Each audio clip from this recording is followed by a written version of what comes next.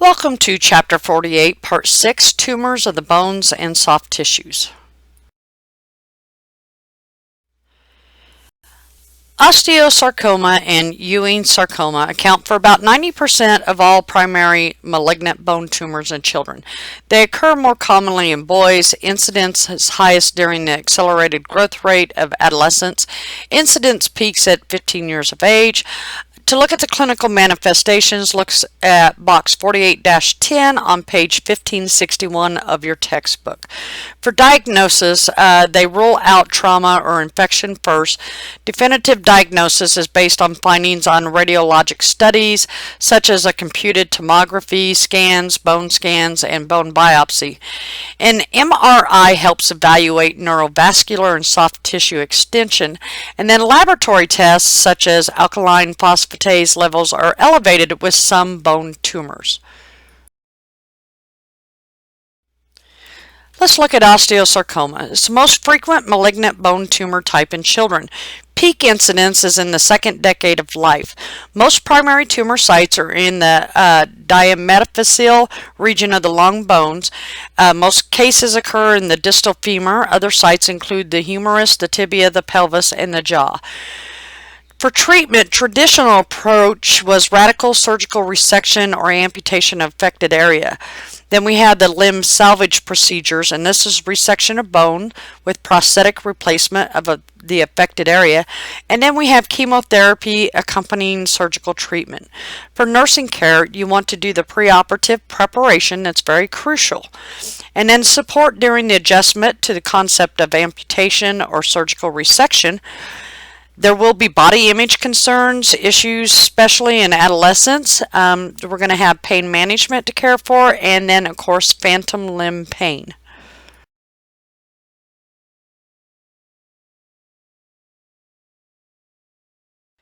Ewing sarcoma. It's a primitive neuroectodermal tumor.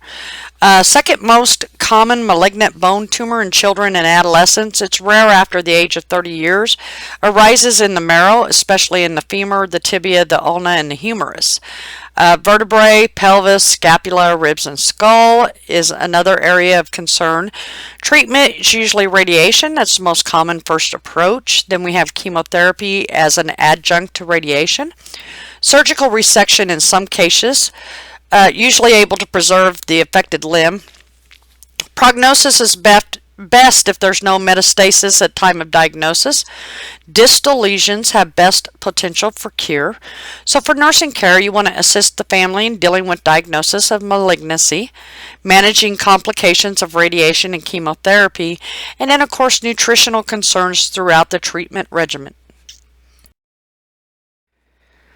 Let's talk about juvenile idiopathic arthritis. It's formerly known as juvenile rheumatoid arthritis, also called idiopathic arthritis of childhood. It's a chronic inflammation of the synovium with joint effusion, destruction of cartilage, and ankylosis of joints or disease progresses. Possible causes could be immunogenic susceptibility or an environmental trigger. Peak onset is 1 to 3 years of age. It's often undiagnosed. Actually, a heterogeneous group of diseases such as systemic onset, high fever, rash, hepatosplenomegaly, pericarditis, pleuritis, lymphadenopathy. Then we have the oligoarthritic, which involves less than 4 of the joints. And then we have polyarthritic, which involves more than 5 joints. And then we have the psoriatic, which is a Thesitis and undifferentiated. It affected children, about 90% have negative rheumatic factor, and then symptoms may burn out and become inactive. This is chronic inflammation of the synovium with joint effusion, destruction of cartilage, and ankylosis of joints, and disease progresses.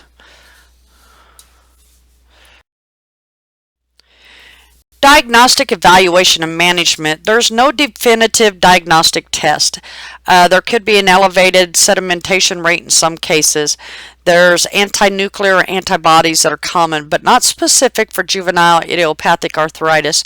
We have leukocytosis during exacerbations. Diagnosis is based on criteria of the American College of Rheumatology. There is no specific cure. Goals of therapy are preserve function, prevent deformities, and relieve symptoms. It is done primarily as outpatient care. Some medications used are NSAIDs, slow-acting anti-rheumatic drugs, corticosteroids, cytotoxic agents such as methotrexate, and biologic agents. So for care management, we want physical therapy and occupational therapy. We want to make sure that we're give relief of pain, promotion of general health, facilitating compliance, and encouraging the use of heat and exercise. We want to provide support for the child and family. So look at page 1566 of your textbook for nursing care plan for the child with arthritis. Okay, let's talk about systemic lupus erythematosus, SLE. It's chronic multisystem autoimmune disease of connective tissue and blood vessels, characterized by inflammation. Diagnosis is made based on the child having at least 4 of 11 of the criteria. Look at box 48-13 on page 1568 of your textbook. Symptoms are variable and unpredictable and mild to life-threatening. Look at box 48-12 on page 1568 of your textbook for these. Cause is familial tendency. Really don't know the cause. It's unknown.